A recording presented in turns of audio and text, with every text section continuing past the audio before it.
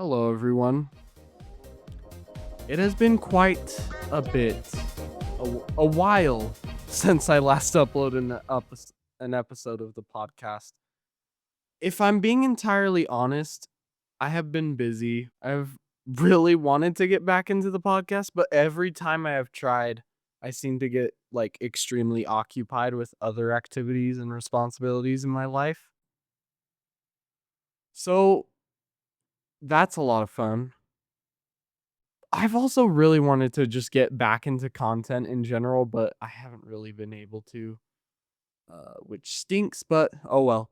Anyways, no point in crying over spilled milk or whatever they say. Let's just get right into what I wanted to talk about this episode. So, a little known fact about me that I don't really bring up that often, especially on this platform, is that I'm like a big, and I mean big fan of the Hunger Games franchise. I have read every single book and watched every single movie, and I am always making sure I'm updated on like the latest news about the franchise, like what movies coming out, if there's a new book coming out, whatever. I absolutely love this franchise. It's probably my favorite out of any franchise. Actually, maybe Minecraft is my favorite, but it's one of my favorite franchises, movie or novel, out of all of them. Better than Harry Potter, better than Lord of the Rings, in my opinion at least. It's actually so good. But I feel as if there could be more added to this franchise. Anyways, I don't want my introduction to this episode to be as long as the page count of the Hunger Games franchise, so let's just start talking about this now. So, there has always been this absence of story about how Panem was even created because I don't know people who watch the Hunger Games, I don't know if they know this, but Panem has existed for a long time, like a long time. I'm pretty sure it's existed since the 22nd century or sometime around there.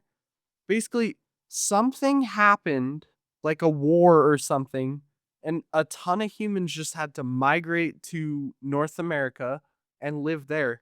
And so the nation Panem was created. And yet we don't know how or what led up to that creation. So I think there could be an interesting opportunity here for a book to be created that could cover topics such as a war going on that possibly led up to the Hunger Games, climate change. Because if I'm correct, in Hunger Games Ballad of Songbirds of Snakes, when Lucky Flickerman pulls up the weather map, you can tell that the coasts are smaller, but I'll have to check. Yeah, so if you look on the map, Florida is entirely missing. And so there must have been some sort of climate change situation going on where the sea level rose and it took over like all the coastlines. It took so much land. And so it could be interesting to cover that topic too. But the book could also cover like social unrest at that time because I know when there's war and when there's all this different stuff, there's typically going to be social unrest too. It could cover the economics. Maybe there's like a depression. I mean, of course there would be. If there was a war this big, it like I could see it being bigger than World War II, then of course it would be interesting to cover economics too. And this might be a bad idea. I'm not sure.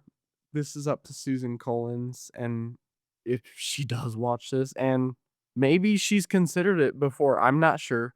But I really feel like this could be beneficial to the franchise by finally explaining what happened for such a corrupt and broken nation to be created like Panem. Anyways, on to my next idea. Another topic or another event that hasn't really been covered throughout the franchise, it's mainly just been referenced a few times, is the Dark Days. And if you read the Hunger Games, you'll probably know what it is.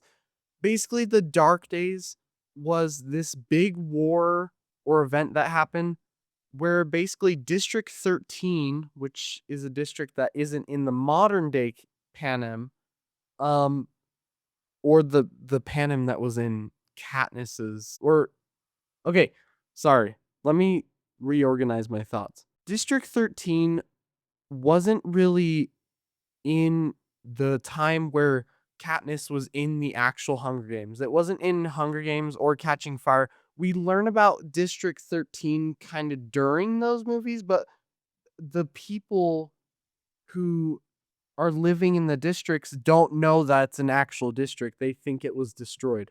And so it basically in the Dark Days, District 13 did a revolt against the Capitol because they were in charge of creating weapons and whatnot. And so they did a revolt. They caused this massive war, and in the end, of course, the Capitol won, unfortunately. And this led to the creation of the Hunger Games. So I really think it could be interesting to finally cover on something that has been referenced before throughout all the Hunger Games, especially in Ballad of Songbirds and Snakes. You see it referenced a lot by a lot of the different characters because it had just happened. Coriolanus Snow, or President Snow, as most people know him, was actually alive. He was a child during the Dark Days. In Ballad of Songbirds and Snakes, his family is recovering from the events of that war. So, on my script here, I wrote down there could be an interesting thing they could do for this book. So, there's a book called The Same Backward as Forward, which is created by Jennifer Lynn Barnes. And it is basically this book that covers a romance story between two different characters. And here's the thing, the book is actually kind of basically two books. It's split in half. You can read it from front to back, but you can also read it from back to front. So it could be interesting to have a book that's about the Dark Days and it covers both sides. So it covers the Capitol and it covers the rebels, and you could have it so you can read from either side. So maybe you'd read from one side, which would be, oh, an interesting character they could cover is what's his name? Oh yes, Crassus Snow, which is Coriolanus Snow's father. He was a military leader slash officer during the Dark Days. So you could cover his side, and then you could cover rebels. You could cover the rebels that killed him, which would be incredibly interesting. And the reader could read from either side. And I really think this could be an incredible book idea. This could not only explain to us what happened during the Dark Days, some of the different events, maybe it could cover even the interaction between Crassus Snow and Casca Highbottom, where they came up with the idea of the Hunger Games unintentionally. That could be such an interesting little like part of the story. And of course, they could do more. There's a lot you could do in there. I imagine in the book, Crassus Snow would be in the forest of District 12, and all of a sudden a bomb was dropped on him, and that's the end of his story. And then on the other side of the book, it's the rebels' perspective, and they're like talking about how they just killed him or something like that. I think it would be really cool. I don't know if this would be a good book idea. I personally think it would, but there's just so much about this that should not need, but should be covered more. The last idea for like a major book that I've thought of, and I don't know if you could consider this a spin-off or whatever, I'm not sure, but I think it'd be interesting to have a book that covers life in New Panem, post-war Panem. I also wrote this down. Maybe there could be a new story where New Panem intelligence, or whatever you want to call it, finds evidence slash signs of another living or surviving nation.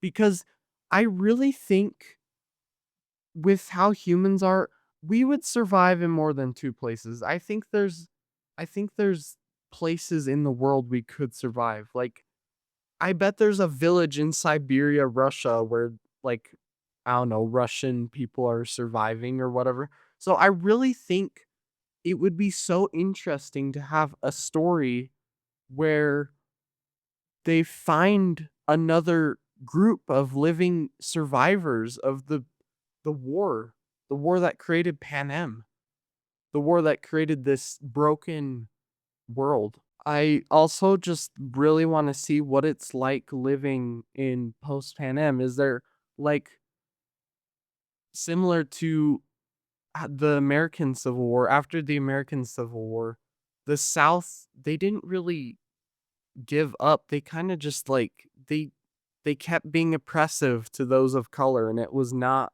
okay. The Confederates, they put in Jim Crow laws and whatnot.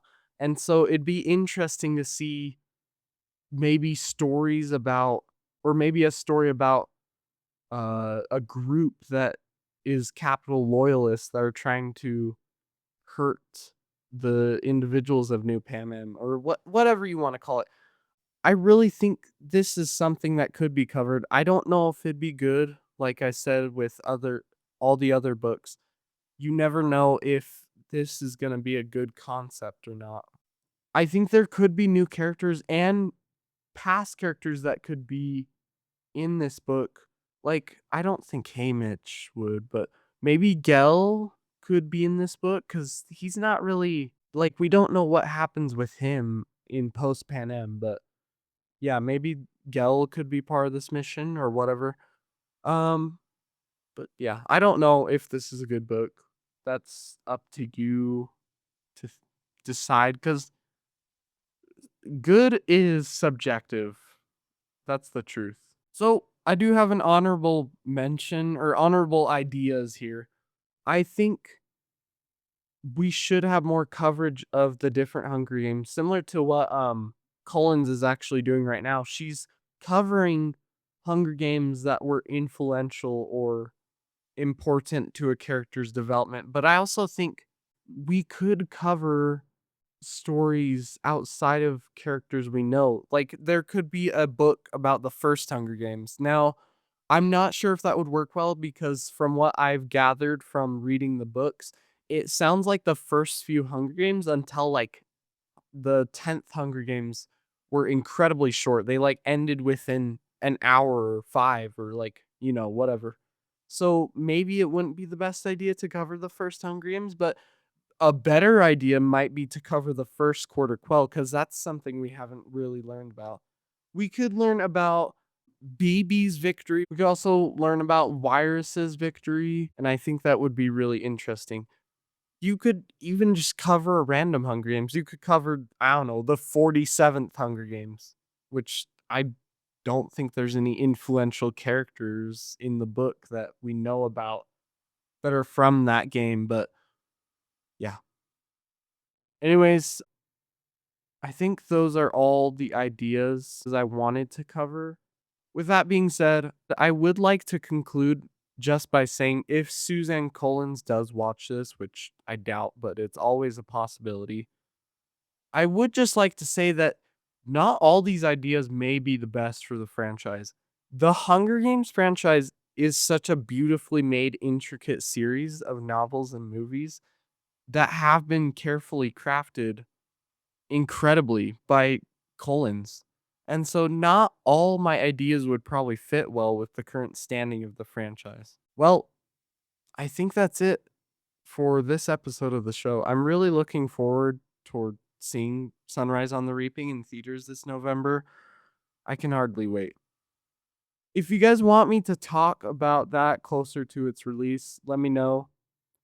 If you enjoyed this podcast, consider supporting me by donating at ko-fi.com/soapynebula or subscribing to my channel here or whatever platform you are viewing this on.